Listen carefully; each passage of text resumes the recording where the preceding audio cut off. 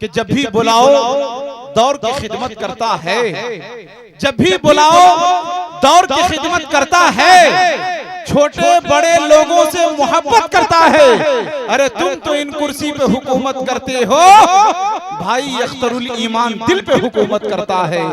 अरे तुम तो इन कुर्सी पे हुकूमत करते हो, भाई अख्तरुल ईमान दिल पे हुकूमत करता है। आइए बड़े अदब के साथ आपके बीच आली जनाब अख्तरुल ईमान साहब एमएलए अमोर। नहमदुहु व नुसल्ली अला रसूलिहिल अमीन। अऊज़ु बिल्लाहि मिनश शैतानिर रजीम। बिस्मिल्लाहिर रहमानिर रहीम। रब्बि इश्रह ली सदरी व यस्सिर ली अमरी वहलुल उक़दतम मिन लिसानी यफ़क़हू क़ौली। सदक़ल्लाहुल मौलाना अज़ीम। जलसे के बानी और इस मदरसे के बानी अहबाब, यहाँ पर मौजूद इस मदरसे के मौल्लिम हज़रात, कुर्ब जवार की बस्तियों से आए हुए मेरे दीनी भाइयों, बुजुर्गों, अजीज और प्यारे बच्चों, मैं दिन भर प्रोग्राम में हूँ। आज मुझे जल्दी कहीं जाना भी है। मैं सिर्फ तकाज़ाए मोहब्बत और तामील हुक्म के खातिर यहाँ आ गया हूँ और मैं मुबारकबाद देने आया हूँ कि आप अपनी नई नस्ल की तालीम के ताल्लुक से संजीदा हैं और आपने एक दीनी इदारे को कायम किया है। अल्लाह के रसूल मकबूल सल्लल्लाहु अलैहि वसल्लम ने जब मस्जिद नबवी बनाई तो उसके चबूतरे सुफ़ा पर आपने मकतब कायम की और इन मकतबों के क़याम से ही हमारी मस्जिदें आबाद रह सकती हैं। अब मस्जिदें आबाद होंगी तभी मुसलमानों का समाज अच्छा समाज बन सकता है। देखिए, दीनी उलूम और दुनियावी उलूम इस्लाम में नहीं है। इस्लाम में इल्म की दो ही तक़सीम है, इल्म नाफ़े और इल्म गैर नाफ़े। नफ़ा बख्श इल्म हासिल करना हम सबको चाहिए और गैर नफ़ा बख्श इल्म से हमको परहेज करना चाहिए। मुसलमानों को दो फितने ने तबाह किया। एक ये है कि दीनी तालीम अलग है और दुनियावी तालीम अलग है, और एक फितना दूसरा दो फितना कि दीन अलग है और सियासत अलग है। इस दोनों फितनों ने लोगों को बर्बाद किया है। मैं तकरीर चाहता तो और भी कर सकता हूँ, लेकिन मैं सिर्फ इस वक्त मदरसे वालों को मुबारकबाद देके चले जाऊंगा और दुआ करता हूँ कि अल्लाह तबारक तआला इस मदरसे को फलने फूलने का बेहतरीन मौका दे और एक मीनार नूर यहाँ पर कायम हो जिसकी रोशनी दूर तक जाए। कुरान में कहा गया, लमा तक़ूलूना मा ला तफ़अलून, तुम ऐसी बात कहते क्यों हो जो करते नहीं हो। तो मैं दो तीन बातों का दाई हूँ। शादियों में चुमाना न लो, नहीं लेता हूँ। बारात नाजायज है, मैं बारात पिछले 18 सालों से नहीं गया। और मैं जलसे को 10 बजे के बाद करना मैं मकरूह समझता हूँ। अब हमारे उलमा हिकमत के तौर पर जो कुछ कहें, कुरान ने कहा लक़द काना लकुम फी रसूलिल्लाहि उस्वतुन हसना, अल्लाह के रसूल की जात में तुम्हारे लिए बेहतरीन नमूना है। अम्मा आयशा रज़ी अल्लाह तआला अन्हा से लोगों ने पूछा, रसूलुल्लाह के मामूलात जिंदगी कैसे? तो कहा, क्या तुमने कुरान नहीं पढ़ा? कुरान में जो कुछ बयान है नबी उसके चलते फिरते किरदार है। मेरे भाइयों, चूंकि मैं 10 बजे के बाद लोगों को तकरीर करने मना करता हूँ, खुद नहीं करता हूँ, मैं सिर्फ इसीलिए सिर्फ खड़ा हो गया, सिर्फ हुक्म की तामील के लिए कि मैं अगर करूँगा तो मेरी तबीयत अंदर से मुझे पुकार कर कहती है कि जब तेरे दांत मैले हैं तो तू दूसरों को दांत साफ करने की बात क्यों कहता है? तू जब 10 बजे के बाद तकरीर करने के लिए मना करता है तो क्यों करता है? मेरी तबीयत मुझसे कह रही है। देखो, अभी रिपोर्ट आई है कि जो लोग सवेरे खाते हैं, सवेरे सोते हैं, ऐसे लोगों को कैंसर की बीमारी होने का इम्कान कम होता है।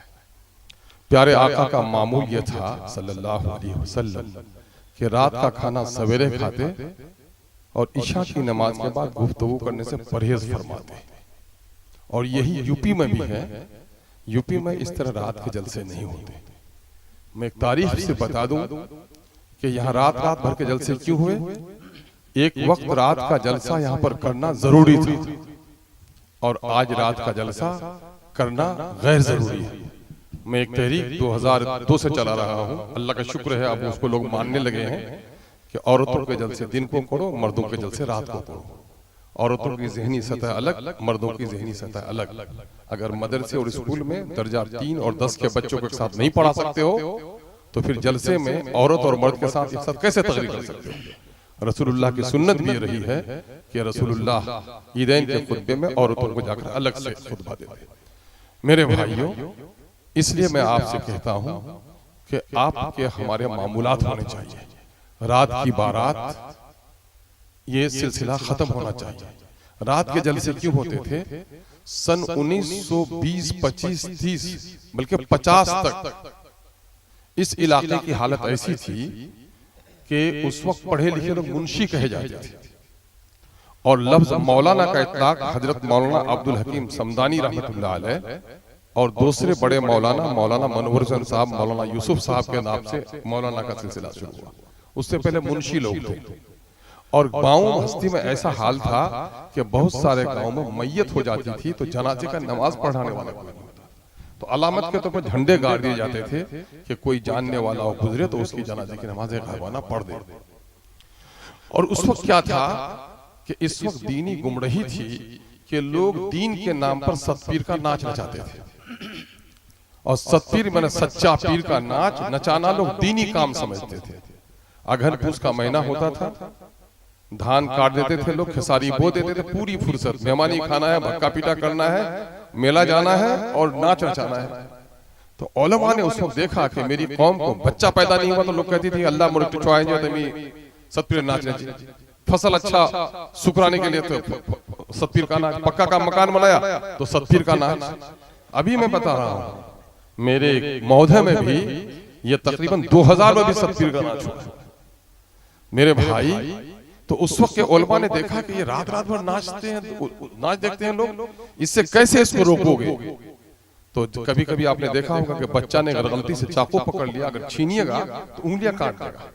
कोई खिलौना दीजिए तो उसकी उंगलियां ढीली हो जाती हैं। चुनांचे उसके वक्त के उलमा ने कसरत से जलसे किए, रात रात के 7 रात के जलसे हुए बहकोल में। मेरे नाना के साथ मुझे अक्सर जलसे में जाने का इत्तेफाक रहा है। ये लगभग 50 साल के वाकयात मेरे आंखों के सामने में ताजा है। उलमा ने बेदर पे जलसे करके इस बिदअत और खुराफात को खत्म किया। उस वक्त हया, शर्म हया बाकी थी। बैलगाड़ी में भी पर्दा लगा रहता था, औरतें आती थी तो पर्दे में बैठती थी। जब आज बेहयाई बढ़ गई है, मोबाइल के तमाशे होने लगे हैं, रात के अंधेरे में औरत और मर्दों का जलसा करना इब्लीस को जलसे में आने की दावत देना है। आप सुने होंगे कि कोचा धमन के करीब ही में एक बस्ती में रात का जलसा हुआ और एक लड़की का मर्डर हुआ। और बहुत सारी जगहों पर जलसे में बहुत सारे खुराफात भी हो जाते हैं। इसलिए मैं इन चीजों से परहेज करता हूं। आपसे कहता हूं आने वाले दिन बड़े खतरनाक हैं। इस मुल्क में मुसलमानों के जान का नुकसान हुआ, मुसलमानों के माल का नुकसान हुआ, सियासी एतबार से हाशिए में फैला दिया गया। कल ही मैंने पटने में मीटिंग की है कि मुख्तलिफ मकामात पर जो लोगों को जान से मारा जा रहा है, इस इलाके में मुस्लिम आबादी है, तो जरा चैन से हो, लेकिन आफत आपके पास भी आ रही है। आज एक मंसूबाबंद तरीके से मुसलमानों को जानबूझकर मारा जा रहा है, दाढ़ी के नाम पर, टोपी के नाम पर, दुकान के नाम पर, ताकि मुसलमान खौफ में आतारी हो जाए। चोर डाकू आता है तो बिला वजह भी लोगों को मार देता है, कोई बदमाशी नहीं भी करता है तो बम फोड़ देता है। क्यों? ताकि लोग खौफ में आ जाएं। खौफ का मतलब उस ताकत रहते हुए भी उसका ताकत सलब हो जाए और उसके बाद उसके घर के माल असबाब को लूट ले। तो इस वक्त हिंदुस्तान में मुसलमानों पर वो खौफ तारी की जा रही है, ताकि आपसे तो सब कुछ छीन गई है, अब आपका दीन और ईमान भी छीन जाए। आपके बच्चे कंगन पहनने लगे हैं। दिल्ली पंजाब में जो लोग रहते हैं उसका नाम अब्दुल रहमान है, वहां जाकर वो रामू हो जाता है, लालू हो जाता है, पप्पू हो जाता है, गुड्डू हो जाता है, अपना नाम बताने में वो घबराता है। ये खौफ, ये एहसास कमतरी किसी कौम को तबाह बर्बाद कर देती है। इस खौफ से नजात का एक ही रास्ता है कि हमारा रिश्ता कुरान से जुड़े। प्यारे आका सल्लल्लाहु अलैहि वसल्लम ने हजरत विदा के मौके से जो कहा, मैं तुम्हारे दरमियान 2 चीजें छोड़े जा रहा हूं, तुम उसे मजबूती से पकड़ लोगे तो गुमराह नहीं होगे, अल्लाह की किताब और अपनी सुन्नत। अल्लाह की किताब को पकड़ने का मतलब यह है कि हम उसे पढ़ें, उसे समझें, उस पर अमल करें। मुसलमानों की बदहाली की जो वजह है, अल्लामा इकबाल ने अपनी शायरी में कहा, वो मुअज़्ज़ज़ थे ज़माने में मुसलमान होकर और तुम खार हो रहे हो तारीख़ कुरान होकर। कुरान से रिश्ता टूटने के नतीजे में हमारी ये बदहाली है। ये मदरसे कुरान पढ़ाने वाले मदरसे हैं, इससे रिश्ता जोड़िए, उसकी तामीर कीजिए। हजरत मौलाना आ गए हैं, मैं मखल नहीं होना चाहता आपके दरमियान में, मैं सिर्फ 2 वाक़या पेश करके गुजर जाऊंगा।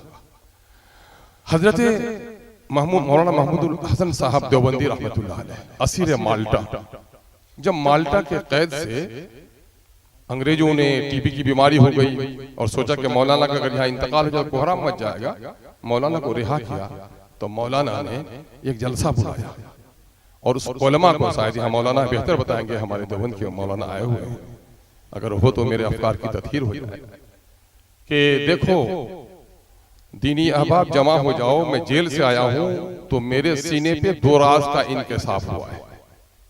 दौरान असीरी के हमने जो गौर किया मुसलमानों की ज़ुबूगाली और बदहाली पर, तो मेरे सीने में 2 राज का इंकशाफ हुआ है। तो लोग आए सुने, तो मौलाना ने कहा कि मैंने जेल के दरमियान में गौर किया कि मुसलमानों की बदहाली फटेहाली की वजह सिर्फ अंग्रेज की हुकूमत है नहीं, मुसलमानों की तबाही और बर्बादी की असल वजह कुरान से दूरी है। और दूसरा मामला यह है कि आपस का निफाक।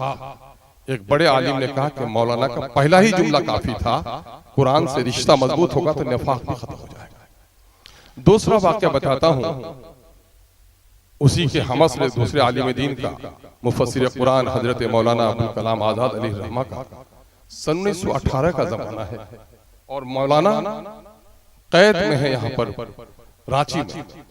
वहां के मुकामी लोगों से जान पहचान हो गई थी, तो मौलाना ईशा की नमाज पढ़ के निकल रहे थे तो एक अजनबी शख्स ने उसे के आने का एहसास हुआ पीछे से, तो मुड़ के देखा तो देखा कि एक अजनबी शख्स है।